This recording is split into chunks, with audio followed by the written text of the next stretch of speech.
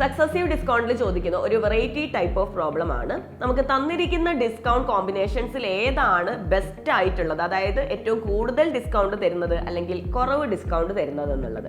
അപ്പോൾ ആ type of പ്രോബ്ലംസിൽ ചില ക്വസ്റ്റ്യൻസിൽ നമുക്കൊരു ട്രിക്ക് അപ്ലൈ ചെയ്യാൻ പറ്റും. അപ്പോൾ ആ ഒരു ക്വസ്റ്റ്യൻസ് നമുക്ക് നോക്കാം. അപ്പോൾ ഇവിടെ നമുക്ക് തന്നിരിക്കുന്നത് which of the following schemes will yield minimum discount ആണ്. ഇവിടെ ചോദിച്ചിരിക്കുന്നത് മിനിമം ഡിസ്കൗണ്ട് എന്ന് ഡയറക്ട്ലി ചോദിച്ചിട്ടുണ്ട്.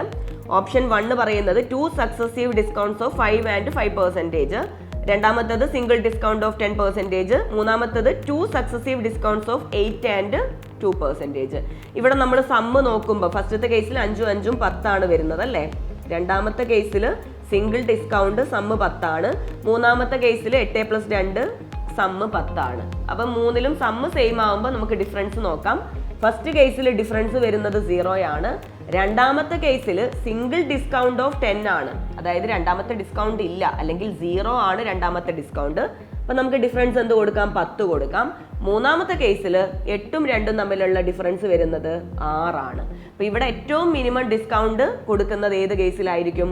0 വരുന്നത് അല്ലേ. ഡിഫറൻസ് ഏറ്റവും മിനിമം ആകുമ്പോഴാണ് മിനിമം ഡിസ്കൗണ്ട് വരേണ്ടത്. സോ നമ്മുടെ ഓപ്ഷൻ 1 ആണ് നമുക്കിവിടെ ആൻസർ എന്ന് പറയാം. ഒന്നാമത്തെ സ്കീം അല്ലേ, സ്കീം 1 ഓൺലി ഓപ്ഷൻ സി ആണ് ആൻസർ എന്ന് പറയാം.